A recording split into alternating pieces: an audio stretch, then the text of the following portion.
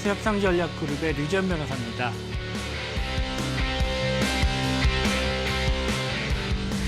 상대방은 뭘 원하는지, 그리고 나는 뭘 원하는지에 대한 명확한 인식이 필요합니다. 협상에서는 이를 욕구라는 개념으로 설명합니다.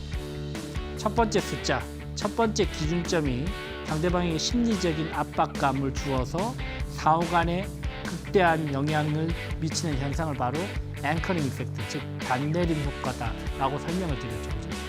신뢰가 없으면 협상의 원칙들, 협상의 기술들이 한 개도 의미가 없어집니다. 반대로 신뢰가 탄탄하게 쌓여 있으면 협상하지 않고서도 원하는 것을 얻어낼 수 있다.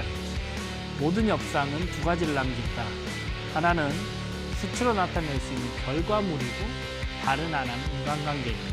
이 두 가지 중 어느 하나도 놓치지 않는 것이 바로 고수들의 성공적인 협상 방식이다. 기본적으로 저는 협상에 있어서 이 말을 굉장히 좋아합니다. 준비에 실패하는 자는 실패를 준비하는 자다. 여러분들 협상 영화나 법정 영화 아니면 추리물 이런 데 보면 기본적으로 협상을 할 때 협상 테이블에서 마치 배우가 드라마틱한 스킬을 써서 상대방을 일순간에 제압하고 상황을 180도 바꾸는 그런 장면들이 영화에서는 보여지지만요. 비즈니스 협상에 있어서 그런 경우는 극히 드뭅니다. 기본적으로 협상 테이블에 나가기 전에 제 생각으로는 적어도 7, 80% 정도의 구도는 이미 정해져 있다라고 생각이 듭니다. 무슨 말이냐? 결국은 사전 준비 과정에서 70, 80%의 가능성은 이미 확정돼 있다. 나머지 1, 20% 정도를 위해서 협상 테이블에서 우리가 나가는 것인데 사전에 우리가 프레임을 어떻게 짜고 어떻게 준비할 것인지 이 관점이 굉장히 유의미하다는 것이죠. 자, 여러분들이 중요한 협상을 앞두고 있습니다. 그리고 여러분들이 협상 테이블에 내일 이 시간에 서야 되는 상황입니다. 과연 여러분들은 무엇부터 어떻게 준비를 해 나가실까요? 이런 질문을 받았을 때 생각보다 뭔가 딱 손에 잡히지 않거든요. 우리가 협상을 본능적으로 임기응변 방식으로 해왔기 때문입니다. 그죠?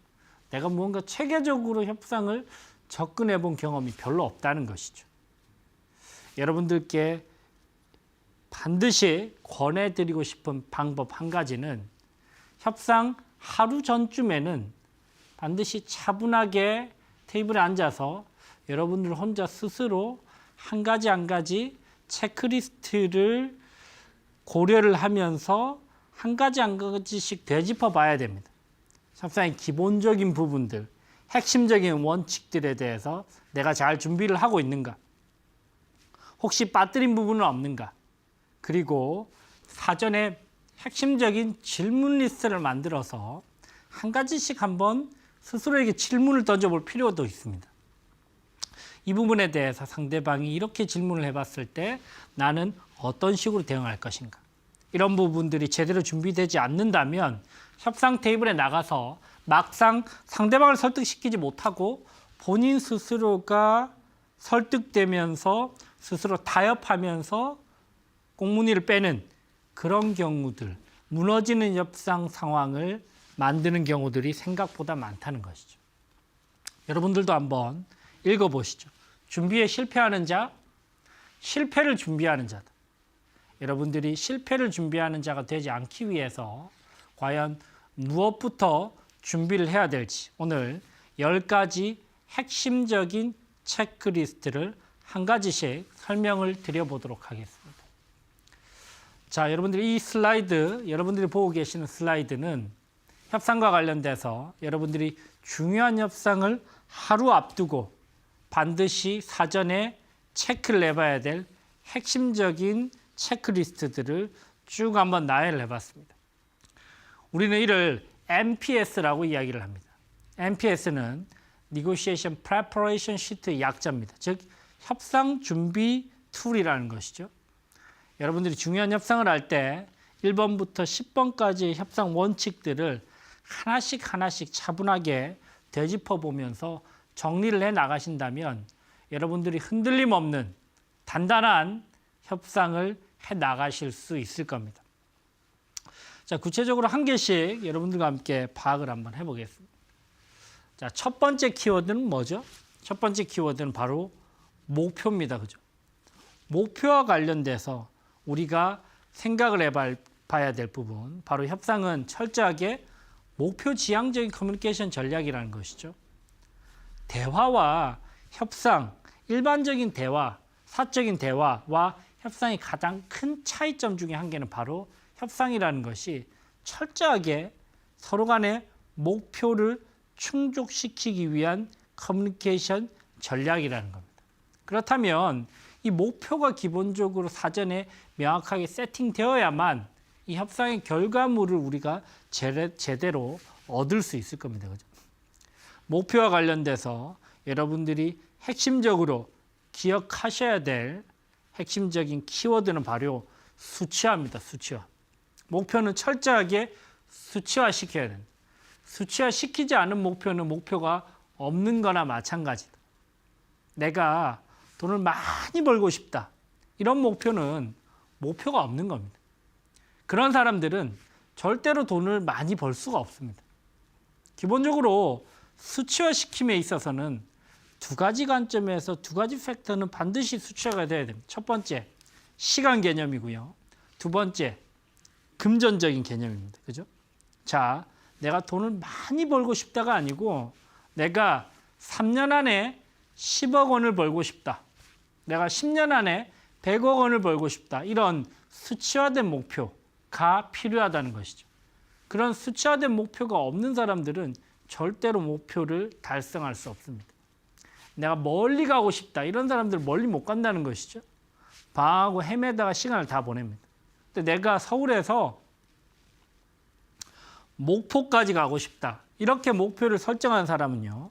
기본적인 그러면 목포까지 목표를 잡고 몇 킬로를 언제까지 갈 것인지 시간적 개념과 수치적인 개념을 함께 수치화시켜서 접근을 하면 오케이. 내가 3일 뒤에 목포에 도착하기 위해서는 오늘은 어디까지 가야 될 것인가? 내일은 어디까지 갈 것인지. 그 다음 날은 어떤 방식으로 우리가 도착을 할 것이고 총 비용은 얼마를 쓸 것인지 이런 관점에서 목표를 철저하게 수치화시킬 필요가 있다는 겁니다. 자, 기본적으로 우리가 금전적인 협상을 할 때 목표와 관련돼서 반드시 수치화시켜야 될 두 가지 포인트가 있습니다. 첫 번째 포인트는 뭐죠? 거래 성사 지점. 내가 아파트를 매도를 하는 상황이다. 내가 6억 5천만 원이면 내가 해피하게 아파트를 매도를 하겠다. 거래 성사 지점. 그린라이트 포인트는 바로 6억 5천만 원입니다. 근데 보통은 이 목표만을 가지고 접근하는 경우들이 많은데 협상에 있어서 상대방에게 내가 뭐 어떤 제안을 한다. 6억 5천만 원의 아파트를 팔고 싶다. 이런 제안을 한다. 라고 했을 때 상대방이 예상되는 첫 번째 반응은 뭐다? 거절입니다. 거절. 당연히 거절합니다. 속으로는 6억 5천이면 생각보다 싼데? 라고 생각을 해도 거절을 합니다. 왜 그렇죠? 그거보다 더 싸게 사기 위해서. 내가 아무리 겸손하게 제안을 하더라도 상대방은 결국 거절을 한다는 것이죠. 그렇다면 거절을 감안하고 내가 양보를 해줄 수 있는 마지노선까지도 반드시 목표를 수치화시켜야 된다는 거죠. 그러면 목표 수치화와 관련된 두 가지 포인트가 명확해집니다. 첫 번째 지점은 거래 성사 지점, 두 번째 지점은 거래 결렬 지점, 즉 마지노선, 양보의 마지노선. 이 두 가지 지점이 명확하게 수치화시킨 채 협상 테이블에 나가야 된다는 것이죠. 그래야만 밀리지 않은 협상을 할 수 있습니다. 많은 사람들이 내가 원하는 지점만 가지고 협상에 나갔다가 상대방의 거절에 당황해서 무너지거나 흔들리는 경우들이 많다는 것이죠. 반드시 두 가지 지점만큼은 명확하게 수치화시켜서 우리가 접근하셔야 됩니다. 그렇다면 이런 것이죠. 공인중개사 사무실에 가서 아파트 매도 상황에서 나는 6억 5천만 원이면 기분 좋게 사인한다. 근데 아무리 양보를 하더라도 나는 6억 2천만 원 미만으로는 절대로 사인 안 하고 나는 협상 테이블에 일어나겠다. 그리고 6억 2천에서 6억 5천만 원 사이일 때는 한 번 더 고민해보고 조금 더 신중하게 내일 다시 고민해서 그 결과를 알려주겠다. 이렇게 접근을 하면 훨씬 더 단단하게, 탄탄하게 협상을 해나갈 수 있을 겁니다. 또 하나의 승자의 협상법. MPS를 활용해 철저하게 준비하라. 영화 소재로 다뤄지는 드라마틱한 협상 장면. 그러나 현실의 협상은 준비 과정이 승부의 80%를 가른다. 목표 설정, 요구와 욕구, 기준 제시, 창조적 대안 등 협상 하루 전 협상을 준비하는 10가지 체크리스트를 마련할 것. 목표 충족을 위한 커뮤니케이션, 협상. 협상에 임할 때 가장 중요한 요소, 목표의 수치화. 시간 개념과 수치적 개념을 함께 고려하는 목표 설정을 해야만 비즈니스 협상에서 승리할 수 있다. 첫 번째 여러분들의 체크 포인트는 바로 목표죠. 두 번째 체크리스트는 뭐죠? 기본적으로 협상은 욕구 투쟁의 장입니다. 무슨 말이냐? 협상 테이블에 들어왔다는 것은 무엇인가 원하는 것이 있어서 들어왔다는 거죠. 원하는 것이 없는 사람은, 원하는 것을 충족시켜 주지 못할 것 같은 생각이 드는 사람은 협상 테이블에 들어가지 않습니다. 기본적으로 나도 상대방도 협상 테이블에 나왔다는 것은, 나올 것이라는 것은 서로 원하는 바가 있다는 것이죠. 그렇다면 협상을 하기 전에 당연히 상대방은 뭘 원하는지, 그리고 나는 뭘 원하는지에 대한 명확한 인식이 필요합니다. 협상에서는 이를 욕구라는 개념으로 설명합니다. 이 요구라는 개념과 욕구라는 개념을 이 빙산의 일각, 이미지를 가지고 설명을 드리는데요. 요구는 뭐냐? 영어로는 포지션이라고 이야기하죠. 즉, 빙산의 일각 중에 수면 위로 동동 떠 있는 부분, 표출되는 부분, 대화를 할 때, 협상을 할 때 상대방이 말로 이야기하는 부분을 요구라고 하고 영어로는 포지션이라고 하죠. 욕구는 뭐냐? 인터레스트입니다. 즉, 표현되지는 않지만 이 거래와 대화를 통해서 근원적으로 충족되어지고 싶어하는 핵심적인 니즈가 바로 욕구라고 하고 인터레스트라고 이야기합니다. 협상에서는. 협상을 학문의 영역으로 처음으로 끌어올린 하버드 로스쿨에서는 협상학을 7가지의 원칙으로 설명을 합니다. 그 첫 번째 원칙이 바로 포지션과 인터레스트라는 개념으로 시작을 합니다. 이 포지션과 인터레스트가 어떤 개념이냐? 이 빙산의 일각, 이 이미지를 통해서 우리가 손쉽게 파악을 해볼 수 있는데요. 포지션은 우리나라 말로 요구라고 표현을 합니다. 무슨 말이냐? 내가 상대방과 대화를 할 때 겉으로 서로가 표현하는 부분을 포지션, 즉 요구라고 이야기를 합니다. 반면에 표현되지는 않았지만 이 대화와 협상을 통해서 근원적으로 서로가 충족되어지고 싶어하는 핵심적인 니즈를 우리는 인터레스트라고 표현을 하고 욕구다라고 표현을 합니다. 그렇다면 여러분들께서 요구, 포지션에 현혹될 것이 아니고 협상 초반에 바로 상대방의 핵심적인 니즈, 인터레스트인 욕구를 파악할 필요가 있다는 것이죠. 그것만 파악이 되면 생각보다 여러 가지 옵션들을 많이 생각해낼 수 있습니다. 문제는 상대방의 욕구를 파악하는 것이 쉽지 않다는 데 있죠. 협상은 욕구 투쟁의 장이다. 상대방의 욕구만 파악을 하면 생각보다 쉽게 커뮤니케이션이 전개될 수 있는데 상대방의 욕구가 자연스럽게 드러나지는 않습니다.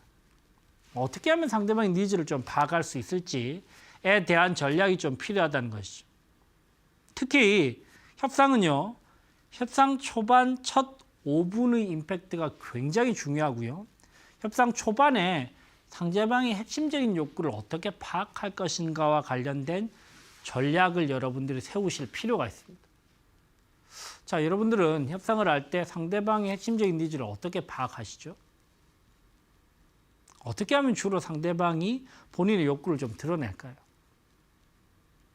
우리나라 사람들은 생각보다 본인의 욕구를 잘 안 드러내거든요.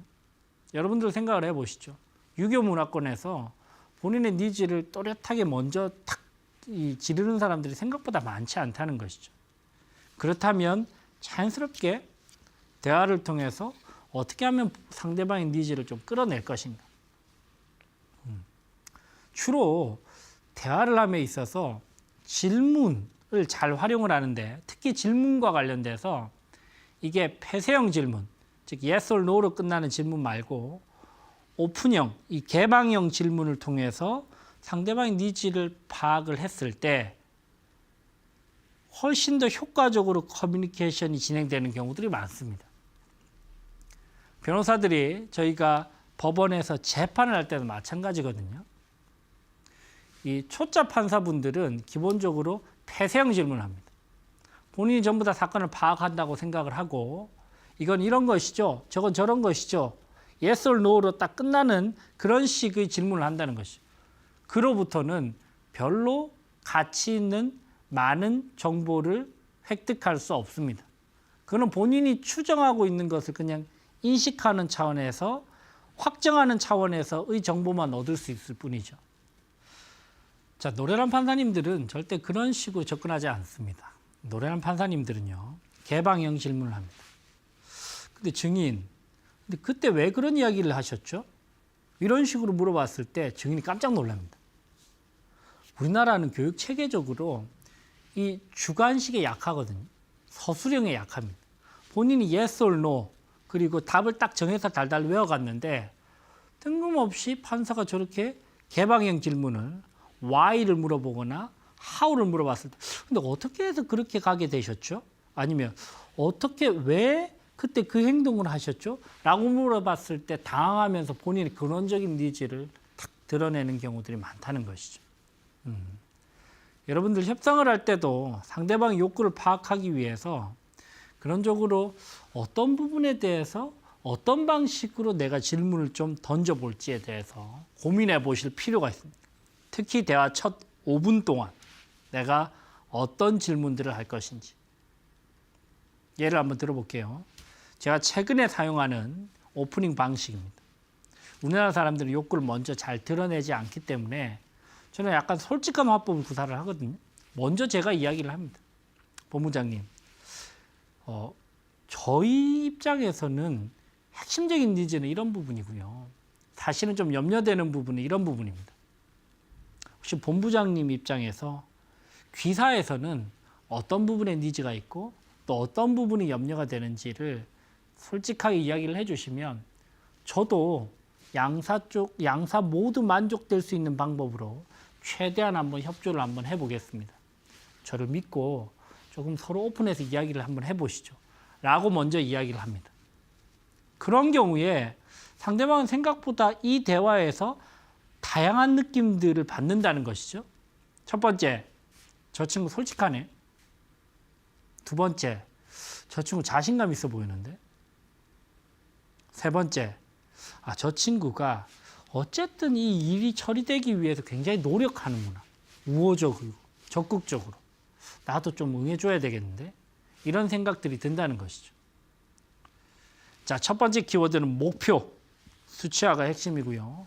두 번째 키워드는 욕구, 니즈입니다. 핵심적인 키워드는 질문입니다. 그것도 바로 개방형 질문을 우리가 어떻게 할 것인지. 그래서 사전에 첫 대화에서 어떤 부분들을 내가 질문을 할 것인지 좀 질문 리스트를 만들 필요가 있고요. 반대로 상대방의 질문을 예상을 해서 그 부분에 대해서 좀 정리를 하실 필요도 있습니다. 성공하는 협상의 법칙. 요구가 아닌 욕구에 집중할 것. 수면 위로 드러나는 빙산의 일각인 요구에 집착하기보다는 그 이면에 감춰진 거대한 몸체, 욕구를 파악해 상대를 설득시킬 수 있는 여러 가지 해결책을 제시하라. 협상에서 성공하기 위한 대화의 기술. 상대방이 적극적으로 대화에 참여할 수 있는 개방형 질문을 건네 상대방의 니즈를 파악할 것. 처음 5분을 어떻게 풀어가느냐가 협상 결과를 좌우. 솔직한 협상가로 나설 경우 상대방에게 우호적인 이미지를 전달할 수 있다.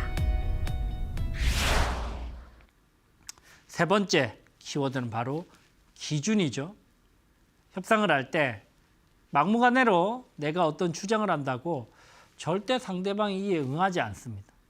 우리가 협상을 할 때는 뚜렷한 기준을 가지고 접근할 필요가 있다는 것이죠. 연봉 협상을 합니다. 그럴 경우에도 내가 전 직장 연봉 대비 얼마 정도 높아진 금액을 기준점으로 삼을 것인지, 그죠? 그리고 만약에 인사팀 측면에서 회사 측에서는 기존에 우리 기준이 있는데 이 부분에 대해서 살짝 드러내면서 정중하게 거절을 하면서 어떻게 적절하게 조율점을 찾을 것인지, 이런 부분들은 철저하게 상호 간에 준비된 기준이 부딪히면서 협상의 조율점을 찾는 과정입니다. 그죠? 여러분들이 부동산 협상을 할 때도 마찬가지죠. 내가 아파트를 매수하는 상황이다. 이럴 때 기본적으로 정보를 먼저 파악을 해서 기준점을 찾는다는 것이죠. 국토교통부 실거래가 공개 시스템을 확인을 해보니까 최근에 금액이 한 요 정도에서 형성이 되고 있고, 실제로 눈으로 봤을 때 금매가는 요 정도에서 형성되고 있으니까 나는 요 정도 지점에서 기준점을 잡아서 상대방에게 첫 제안을 하면 되겠구나. 이 첫 제안에 주는 임팩트가 굉장히 강하고, 이를 심리학자들이 앵커링 이펙트다라고 이야기를 한다고 말씀드렸죠. 앵커링 이펙트가 뭐였죠? 첫 번째 숫자, 첫 번째 기준점이 상대방에게 심리적인 압박감을 주어서 상호 간에 극대한 영향을 미치는 현상을 바로 앵커링 이펙트, 즉 단내림 효과다라고 설명을 드렸죠. 그죠?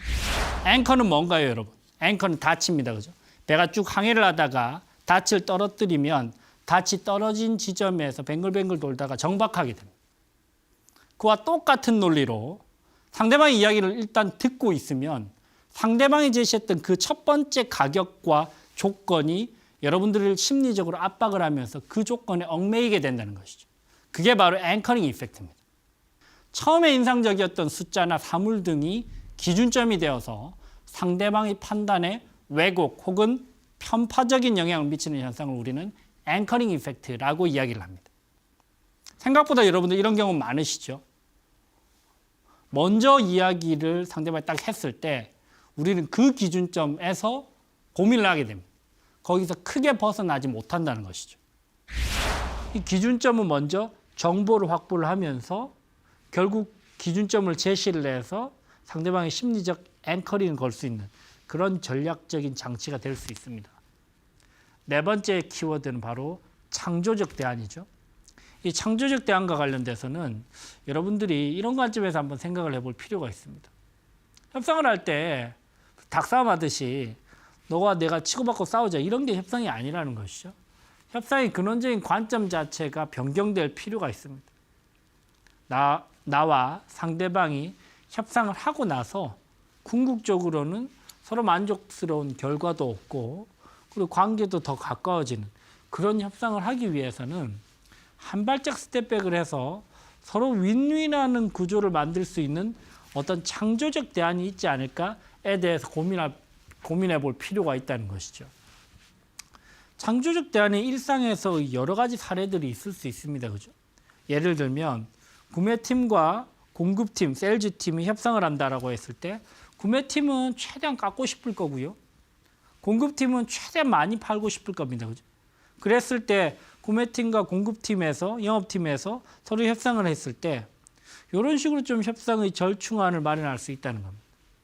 그러면 어차피 믿고 우리 물건 사줄 건데 1년에 한 2만 개 정도를 사준다고 개런티를 해주면 우리가 1.5% 정도를 확정적으로 빼줄게요. 그리고 연말까지 2만 개를 샀다는 것이 확인이 되면 저희가 연말에 1.5% 캐시백을 해드릴게요. 이런 방식의 합법적인 리베이트 계약을 맺고 서로 간의 니즈를 충족시키는, 서로 윈윈할 수 있는 그런 구조를 얼마든지 만들 수 있다는 겁니다. 그죠? 그래서 창조적 대안은 생각보다 여러분들이 우리가 협상을 할 때 어떤 파괴적인 관점에서 서로 공격적인 관점에서 접근할 것이 아니고 서로가 윈윈할 수 있는 구도를 만들기 위한 묘안이 있을 것이다. 그런 묘안을 한번 더 생각을 해보자. 그리고 협상을 할 때 한 가지, 특히 가격적인 조건만 가지고 접근을 했을 때는 절대로 윈윈 구도가 만들어질 수 없다. 비가격적인 여러 가지 조건들을 활용을 해서 서로가 만족할 수 있는 합의점을 찾기 위해서 한번 노력을 해보자. 예를 들면 구매 공급 사항이라고 하면 가격 한 개 가지고 우리가 싸운다면 100% 치킨 게임으로 귀결한다는 것이죠. 이럴 때 가격 말고 계약 기간이라든지 아니면 개런티 조항이라든지 아니면 해외 수출을 같이 한다든지 아니면 바퀴를 좀 빼고 그 다음에 원재료를 절감할 수 있는 그런 부분을 우리가 파악을 해본다든지, 그죠? 아니면 결제 조건을 바꿔본다든지, 현금으로 지급을 한다든지, 30일 뒤에 이런 여러 가지 이슈들을 최대한 많이 만들어내서 서로의 정서적 만족감을 극대화시켜서 서로가 불만족 상태에서 서로가 만족하는 상태로 나아갈 수 있게 우리가 고민해 볼 필요가 있다는 겁니다. 첫 번째 키워드 목표, 두 번째 키워드 욕구, 세 번째 키워드 기준, 네 번째 키워드는 창조적 대안입니다. 협상에서 승리하는 세 번째 체크리스트. 상대방이 납득 가능한 구체적인 기준을 제시할 것. 협상 테이블에서 적절한 기준을 제시한다면 효과적으로 상대를 설득할 수 있다. 협상에서 승리하는 네 번째 체크리스트. 윈윈 구조를 만들 수 있는 창조적인 대안을 고민할 것. 협상의 궁극적인 목표. 서로가 만족스러운 결과를 얻고 관계도 가까워지는 것. 가격으로만 싸우는 것이 아닌 비가격 조건을 확인해서 서로 만족할 수 있는 합의점을 찾아야 한다.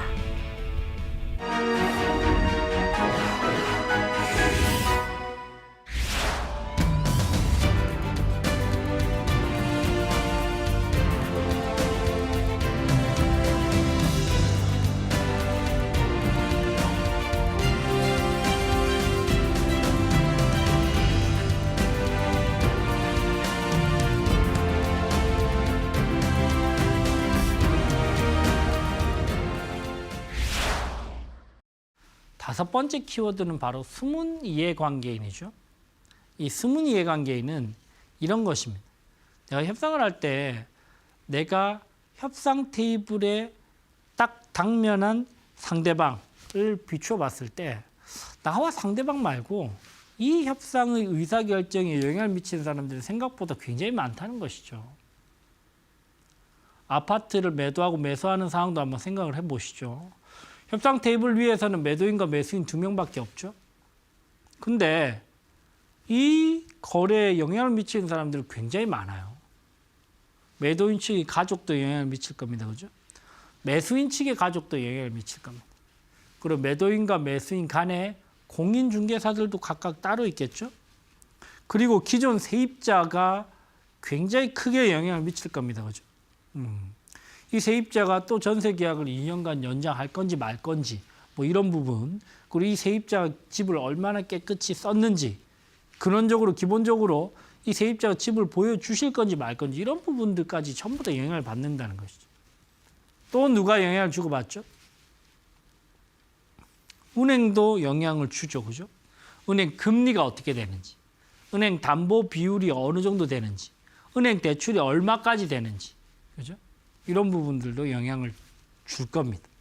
생각보다 우리가 협상을 할 때 서로 영향을 주고받는 그런 이해관계인들이 아주 많다라는 부분 여러분들 인식하시기 바라고요.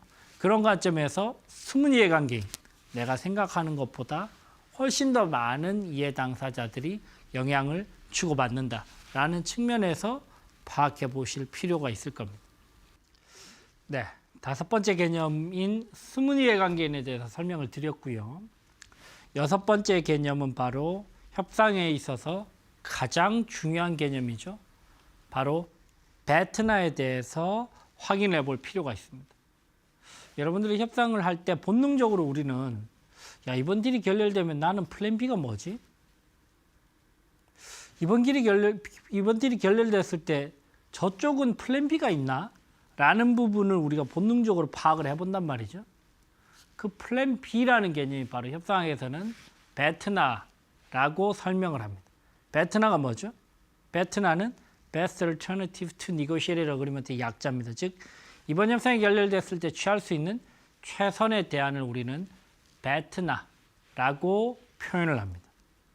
이 베트나가 있을 때, 확보되어 있을 때 우리는 훨씬 더 안정적인 상황에서 편안하게 협상을 할 수 있는 반면에 이 베트나가 확보되지 못하고 우리가 협상 테이블에 들어가면 거의 100% 끌려다니는 협상을 할 수밖에 없다는 것이죠.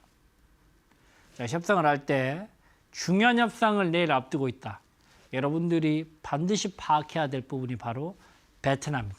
나는 어떤 베트나를 확보하고 있지? 그리고 상대방은 베트나가 뭐지? 그리고 현실적으로 양쪽 모두 베트나가 아예 없는 경우는 별로 없습니다. 그죠? 베트나, 즉 플랜 B가 어느 정도는 다 확보되어 있거든요. 양쪽 다 베트나를 가지고 있다. 플랜 B가 있다. 이럴 때는 누가 협상에서 우위를 점할 수 있느냐? 즉 내가 갑이냐, 상대방이 갑이냐 관점에서 봤을 때 어떻게 갑을 관계를 규정할 수 있을까요? 이럴 때는 내가 가지고 있는 베트나와 상대방이 가지고 있는 베트나의 현실 가능성과 매력도, 이 파워를 한번 비교를 해보는 겁니다. 나는 이번 딜이 결렬됐을 때 취할 수 있는 플랜 B가 한 달 정도 시간이 걸리고 그리고 비용도 많이 들고 현실적으로 플랜 B를 택하기가 힘들어요. 근데 상대방은 이번 딜이 결렬되자마자 바로 나를 대체할 수 있는 플랜 B를 가지고 있어요. 이러면 내가 밀린다는 겁니다. 이럴 때는 나는 플랜 B를 가지고 있기는 하지만 기본적으로 나는 을으로서 작용을 하면서 열의에 있어서 협상을 할 수밖에 없는 구도라는 겁니다. 자, 정리를 한번 해볼게요. 협상을 할 때 내가 가지고 있는 협상 결렬 대안 베트나, 상대방이 가지고 있는 협상 결렬 대안 베트나를 반드시 확인을 해야 된다. 그리고 양쪽 다 베트나가 있을 경우에는 실질적으로 이 베트나의 현실 가능성, 베트나를 활용하는 데 있어서 비용적인 측면 이런 것들을 종합적으로 고려했을 때 누가 더 매력적이고 즉시 활용 가능한 베트나를 확보하고 있는지에 따라서 때론 내가 갑이 될 수도 있고 때론 내가 을이 될 수도 있다라고 정리를 해볼 수 있겠습니다. 협상의 6번째 체크리스트, 베트나를 확보하라. 베트나, 협상 결렬 시에 내가 취할 수 있는 최선의 대안. 협상 결렬에 대한 대안이 없다면 을로서 끌려다닐 수밖에 없다. 실무에서는 양측 모두 베트나가 있는 경우가 대부분. 낮은 비용을 투입해서 빠르게 베트나를 확보하는 쪽이 협상에서 유리한 갑의 위치를 점하게 된다. 7번째 개념 뭐죠? 자, 목표, 욕구까지 파악을 했어요. 기준을 활용을 하고 창조적 대안, 그리고 스무니의 관계인 베트나. 7번째 개념 바로 커뮤니케이션 전략입니다. 어떤 방식으로 내가 메시지를 전달할 수 있을까? 협상이라는 것이 결국 서로 만족하는 합의점을 찾기 위한 의사소통 과정이라고 했을 때 나는 어떤 방식으로 상대방에게 접근을 해서 나의 메시지를 왜곡 없이 효율적으로 전달할 수 있을 것인가. 커뮤니케이션 전략적인 관점에서 크게 4가지 차원에서 설명을 드리죠. 첫 번째는 누가 커뮤니케이션 할 것인가. 두 번째는 언제 커뮤니케이션 할 것인가. 세 번째는 어디서 커뮤니케이션 할 것인가. 네 번째는 어떤 커뮤니케이션 수단을 활용할 것인가. 그죠? 그래서 내가 이야기하는 포인트가 맞나? 누가? 아니면 같이 이야기를 할까? 아니면 나는 빠져야 되나? 이런 부분들. 언제는 평일에 이야기할까? 오전에 할까? 오후에 할까? 주말에 할까? 그죠? 그 다음에 어디서 이야기할 것인가? 우리 사무실로 초대할 것인가? 내가 직접 찾아뵐 것인가? 제3자의 장소에서 우리가 만날 것인가? 네 번째는 커뮤니케이션 방법론적으로 전화를 할 것인가? 문자를 할 것인가? 이메일을 보낼 것인가? 직접 만날 것인가? 아니면 카톡을 보낼 것인가? 팩스를 보낼 것인가? 아니면 내용 증명을 보낼 것인가? 제3자를 메신저로 활용해서 그 친구를 가라고 할 것인지 이런 부분에 대한 복합적인 커뮤니케이션 전략이 필요합니다. 협상이라는 것이 결국 이 서로 커뮤니케이션을 해서 서로 원하는 바를 얻는 건데, 그러려면 커뮤니케이션 관점에서의 고찰, 방법론적인 측면에서의 고민이 필수적으로 필요하다는 것이죠. 8번째 키워드는 바로 감정이죠. 우리는 감정적인 이유를 결정하고 논리적인 이유를 대는 경우들이 굉장히 많습니다. 감정적인 부분에서 여러분들 한번 생각을 해보시죠. 내가 감정을 잘 활용하고 있나? 협상에서. 나는 비교적 감정적인 사람인가? 이성적인 사람인가? 그죠? 그리고 협상에 있어서 생각보다 이 이성만을 너무 집착을 하고 팩트만을 너무 집착을 해서 상대방의 감정을 완전 손상시키면서, 그러면서 관계가 멀어지고, 그러면서 오해가 쌓이면서 서로 울분을 토하면서 딜이 결렬되고 관계가 깨어지는 그런 경우들이 많다는 것이죠. 10년 전만 하더라도 협상에 있어서 감정적인 부분은 철저히 배제시켜야 된다. 우리는 아주 드라이하고 감정적인 부분을 한 개도 표출하지 않는 것이 협상에 있어서 미덕이다 라고 여겨지던 때가 있었습니다. 더 이상 그렇지 않다는 것이죠. 협상에 있어서 감정은 배제해야 될 대상이 아니고 활용해야 될 자산입니다. 긍정적인 감정을 협상 초반에 어떻게 활용할 것인가 뿐만 아니고, 부정적인 감정을 내가 어떻게 적절하게 적재적소에서 이를 표현하고 상대방에게 나의 부정적인 감정을 표출할 것인가, 이 관점에서도 고민해 볼 필요가 있습니다. 호감을 이끌라, 긍정적인 감정을 일으켜라, 이런 부분들은 너무나 당연한 이야기고, 오히려 상대방과 커뮤니케이션을 하고 관계를 맺음에 있어서 상대방 때문에 부정적인 감정이 들 때들이 있거든요. 이럴 때는 과연 내가 어떻게 대처를 할 것인가? 여러분들은 부정적인 감정이 들었을 때 어떻게 대처를 하시나요? 주로 우리나라 사람들은 많이 참거든요. 근데 화를 참는다는 것은 필연적으로 본인 스스로 화를 더 돋구는, 그러면서 부글부글 끓는 그런 경우들이 굉장히 많습니다. 아무런 뒤탈 없이, 나의 감정적 변화 없이 화를 그냥 참으면 문제가 없는데, 상대방의 감정 표현을 하지 않고 내가 속으로 삭혔을 때 화가 쌓이는 경우들이 많죠. 그게 오히려 향후의 관계에 있어서 악영향을 미치는 경우들이 많습니다. 그래서 저는 오히려 부정적인 감정도 오히려 솔직하게 표현하시라라고 설명을 드린다는 거죠.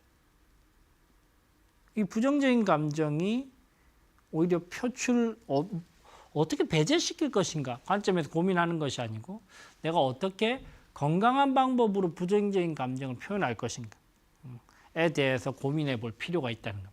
다만 감정이 너무 과잉돼서 나와 상대방이 감정적인 부분 때문에 오히려 서로 갈등이 격해지고 커뮤니케이션이 안 되는 상황까지 이르렀을 때는 고투더 발코니 전략을 활용을 해서 발코니로 나가셔서 우리의 협상을 끊고 적절하게 우리가 협상에 있어서 감정적인 부분을 조금 삭히고 뜨거운 감자를 삭힌 다음에 협상을 다시 전개할 필요가 있을 겁니다. 자, 감정에 대해 설명을 드렸고요. 9번째 키워드는 바로 합의를 하고 증거를 마련하라는 거죠. 협상을 실컷 해놓고 우리가 협상에 있어서 제대로 된 협상을 마친다고 생각을 했는데, 이게 합의서도 없고 이메일을 남기지도 않고, 그리고 나서 구두로만 전부 다 효력이 있다고 생각을 하고 끝났는데 결국은 아무도 지키지 않아요. 이런 경우에는 협상이 제대로 이루어진 것이 아니라는 것이죠. 맨날 우리가 협상을 해봤자 마침표를 제대로 딱 찍지 못하면 이게 다시 수포로 돌아가는 경우들이 많다는 겁니다. 그래서 여러분들 협상을 하실 때 합의를 반드시 증거화시켜서 남겨둘 필요가 있습니다. 가장 좋은 것은 역시 계약서, 합의서죠. 그게 안 된다면 이메일이라도 서로 합의된 바를 양사가 교환하고 조건이 맞는지에 대해서 명시를 해둘 필요가 있습니다. 김 부장님, 이번 협상을 통해서 우리 쪽에서 제시했던 조건들이 A, B, C고 기사에서 조건 제시한 부분이 EFG인데 양쪽에서 이 부분에 대해서 합의가 됐습니다. 다음 주 중으로 계약서를 작성을 하시죠. 이런 방식으로라도 이메일을 반드시 남겨두라는 것이죠. 이런 증거 한 개 한 개들이 결국은 갈등이 생겼을 때 나에게 화를 불러일으키지 않고 오히려 긍정적으로 작용할 수 있는 그런 기본적인 거리를 제공을 할 수 있을 겁니다. 협상의 9번째 체크리스트, 합의와 증거. 협상은 서로 간 이익이 되는 합의점을 찾기 위한 의사소통의 과정. 협상의 목표인 합의를 얻게 된다면 반드시 이를 입증할 수 있는 증거를 남겨야 한다. 가장 확실한 협상의 증거, 계약서와 합의서. 이를 마련하지 못했을 경우 이메일, 메시지, 녹취록의 형태로라도 논의된 내용을 입증할 수 있도록 증거를 마련해야 한다. 자, 10번째 키워드, 이 모든 협상의 원칙의 근간이죠. 바로 신뢰입니다. 도키 다이스케는 협상을 할 때, 거래를 할 때 나와 상대방이 신뢰도가 몇 단계인지 이 신뢰도를 철저하게 관리를 하면서 접근을 했다는 것이죠. 신뢰가 없으면 협상의 원칙들, 협상의 기술들이 한 개도 의미가 없어집니다. 반대로 신뢰가 탄탄하게 쌓여 있으면 협상하지 않고서도 원하는 것을 얻어낼 수 있다는 것이죠. 기본적으로 이 신뢰 자본이 주는 임팩트는 신뢰가 쌓이면 쌓일수록 거래의 속도가 빨라지고 거래의 비용이 줄어든다라고 생각을 하시면 될 겁니다. 궁극적으로 나는 이 업계에서 어떻게 하면 신뢰받을 수 있는 메신저로 자리매김할 것인지, 그리고 그 강력한 신뢰를 바탕으로 어떻게 더 효율적으로 협상을 해 나갈 수 있을 것인지 관점에서 좀 접근을 해보실 필요가 있습니다. 자, 여러분들 이 10가지의 핵심적인 개념들을 NPS 체크리스트라고 합니다. 이 NPS 체크리스트를 여러분들이 이렇게 실무에서 적용을 해볼 수 있다는 거죠. 여러분들이 중요한 협상을 하루 앞두고 반드시 이런 방식으로 한번 체크리스트를 만들어서 한 가지씩 한번 확인을 한번 해보십시오. 첫 번째, 나는 목표부터 시작하죠. 어떤 목표를 가지고 있지? 연봉협상을 한다. 이번 연봉협상의 나의 목표는 무엇인가? 연봉을 어느 정도 올리고, 그죠? 그리고 이런 부분에 대해서 이런 조건들을 내가 좀 확보를 하고, 그죠? 이런 부분에 대해서 세밀하게 목표를 먼저 설정을 해야 되겠죠. 두 번째, 본인의 욕구, 상대방의 핵심적인 욕구를 파악할 필요가 있다. 세 번째, 기준 제시는 어떻게 할 건지. 전 직장에 15% 정도 인상을 해달라. 뭐 이런 방식으로 갈 건지. 아니면 업계 평균으로 갈 건지, 그죠? 네 번째, 창조적 대안으로 내가 연봉을 100% 보장받지 못한다면, 인상을 보장받지 못한다면, 그러면 스톡옵션 정도를 창조적 대안으로 한번 고려를 해볼 수 있지 않을까 생각을 하는 것이죠. 그리고 내 연봉협상에 있어서 상대방이 궁극의 의사결정권자가 아닐 가능성이 굉장히 높죠. 그러면 상대방 조직의 기업 내부적인 숨은 이해관계인 의사결정권자를 파악해 볼 필요가 있다는 것이죠. 여섯 번째는 베트남 협상 결렬 대안이죠. 이번 딜이 결렬됐을 때 나는 어떤 플랜 B를 가지고 있나, 어떤 데 또 면적을 볼 수 있고 어떤 헤드헌팅 업체로부터 제안을 받을 수 있을 것인지. 일곱 번째, 어떤 방식으로 커뮤니케이션을 할 것인지 커뮤니케이션 전략을 잘 짜고요. 그러면서 여덟 번째, 감정적인 부분을 어떻게 활용할 것인지, 어떻게 적절하게 상대방을 먼저 인정해 줄 수 있을 것인지. 아홉 번째, 이게 만약에 연봉협상이 체결되었을 때 그러면 근로계약을 체결할 것인지 바로, 아니면 일단 이메일로 계약서 초안을 받을 것인지, 어떻게 마무리를 지을 것인지, 그죠? 열 번째, 이 모든 것들을 신뢰도 기반으로 한번 파악을 해본다면 밀리지 않는 단단한 협상을 해 나갈 수 있을 겁니다. 자, 여러분들 지금까지 여러분들과 함께 성공적인 협상을 위해서 어떻게 해야 될 것인지 관점에서 한번 설명을 드려봤습니다. 여러분들 일상의 다양한 상황 속에 협상 장면들이 포함될 수 있을 텐데요. 여러분들이 협상을 하실 때 핵심적인 10가지 원칙들을 NPS로 여러분들이 활용을 해보시고 이 NPS의 10가지 원칙 한 가지를 체크리스트로 삼아서 중요한 협상을 준비해 보시기 바랍니다. 저도 이 NPS를 활용하고 협상 테이블에 나가는 경우, 그리고 NPS를 활용하지 않고 그냥 임기응변식으로 협상을 하는 경우에 따라서 그 결과가 굉장히 차이가 많이 나더라고요. 여러분들도 조금 더 준비가 생각보다 협상에 있어서 너무 중요하다라는 부분 인지하시고 협상을 철저하게 준비하셔서 성공적인 협상 하시기 바랍니다. 협상의 10번째 체크리스트, 신뢰. 협상의 승패를 결정짓는 핵심 요소, 신뢰. 신뢰도가 있는 메신저는 거래 속도를 앞당기고 거래 비용을 줄일 수 있다는 장점이 있다. 어떻게 하면 신뢰를 쌓을 수 있을지, 효율적인 협상이 가능할지 고심해야 한다. 성공적인 협상을 위한 10가지 체크 포인트. NPS를 활용해 협상을 충분히 준비할 것. 좋은 협상을 추구하기 위해 노력한다면 관계와 결과를 얻으며 성공적인 협상이 가능하다. 자, 지금까지 제 책 협상 바이블의 12가지 핵심적인 협상 원칙들을 하나씩 설명드려 봤습니다. 과연 성공적인 협상이란 어떤 것인지에 대한 여러분들 기본적인 고민이 있을 텐데요. 저도 이 부분에 대해서 고민을 많이 했습니다. 그리고 제 책에 이런 문구를 제가 적은 적이 있는데요. 여러분들도 한번 읽어보시고 저도 한번 읽어보면서 이번 시간 마무리를 하도록 하겠습니다. 모든 협상은 두 가지를 남긴다. 하나는 수치로 나타낼 수 있는 결과물이고 다른 하나는 인간관계이다. 이 두 가지 중 어느 하나도 놓치지 않는 것이 바로 고수들의 성공적인 협상 방식이다. 그렇죠? 생각을 해보시면 여러분들 비즈니스를 함에 있어서, 협상을 함에 있어서, 대화를 함에 있어서 두 가지가 남습니다. 결과가 남고요. 그리고 관계가 남는다는 것이죠. 좋은 협상은 결과도 얻고 관계도 얻는 것입니다. 나쁜 협상은 결과도 잃고 관계도 잃고 최악의 협상이죠.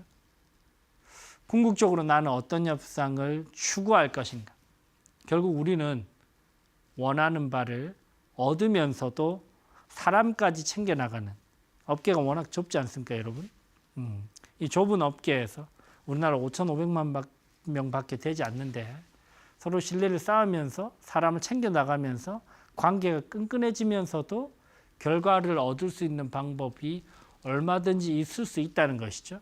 여러분들 그런 희망을 가지고 성공적인 협상을 하기 위해서 노력을 한번 해보신다면 여러분들의 이 결과 그리고 여러분들이 원하는 관계 둘 다 얻어 나가실 수 있는 그런 성공적인 협상 하실 수 있지 않을까 생각해 봅니다.